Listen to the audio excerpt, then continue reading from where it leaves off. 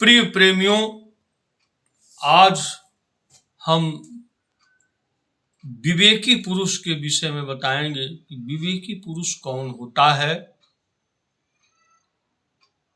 उसको कहाँ अच्छा लगता है, कहाँ अच्छा नहीं लगता है, उस संसार में क्या सुनना चाहता है और संसार से क्या ज्ञान लेना चाहता है। इस विषय में आज आप लोगों के विषय बताएंगे। बड़े ध्यान से इसको सुनिएगा। श्री योग वशिष्ठ महारामायण में लिखा गया है कि श्री वशिष्ठ जी बोले, रघुकुल भूषण श्री राम जब संसार के प्रति वैराग्य सुदृढ़ हो जाता है, सत्पुरुषों का सानिध्य प्राप्त हो जाता है,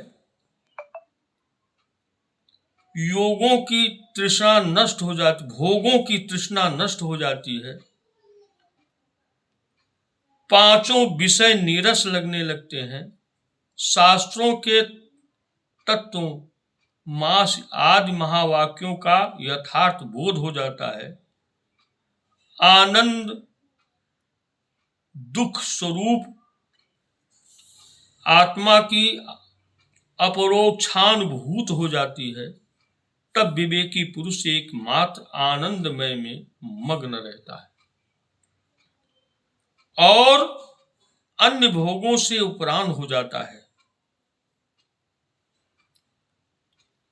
ऐसे विवेकी वैराग्य संपन्न पुरुष एकांत स्थानों में या लोकाकीर्ण नगरों में, सरोवरों में, वनों में या उद्यानों में, तीर्थों में या अपने घरों में, मित्रों की विलासपूर्ण क्रीड़ाओं में या उत्सव भोजनादि समारंभों में एवं शास्त्रों की तर्कपूर्ण चर्चाओं में आसक्ति न होने से कहीं भी लंबे समय तक रुकते नहीं। कदाचित कहीं रुके तो तत्व ज्ञान का ही अन्वेषण करते हैं, मतलब वो तत्व ज्ञान का ही वो खोजते हैं कि कहीं हमें मिल जाए।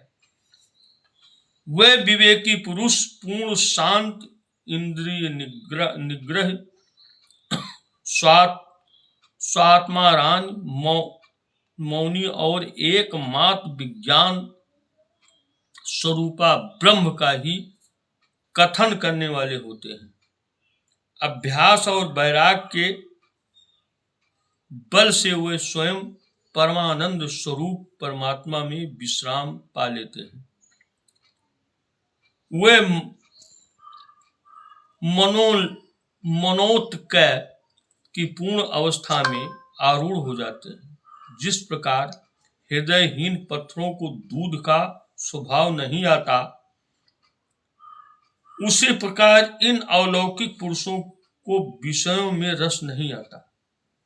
या निशा सर्वभूता नाम तस्य जागृत संयमी चास्य जागृत भूतान सा निशा पशतु ने। जिस प्रकार दीपक अंधकार का नाश करता है, उसी प्रकार विवेकी ज्ञान संपन्न महापुरुष अपने हृदय स्थित अज्ञान रूपी अंधकार का नाश कर देते हैं।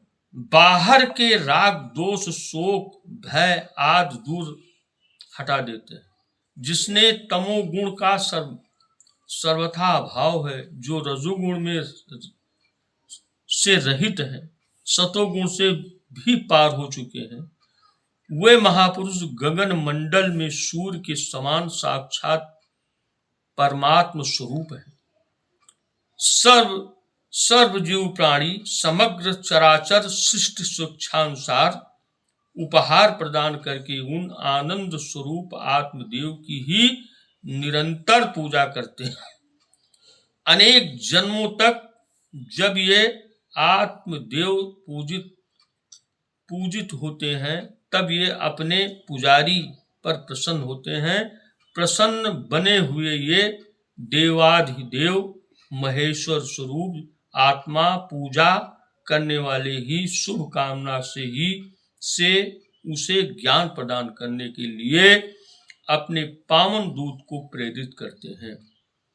श्री राम जी ने पूछा, ब्राह्मण परमेश्वर स्वरूप आत्मा कौन से दूत को प्रेरित करते हैं और वो दूत किस प्रकार ज्ञानोपदेश देते हैं?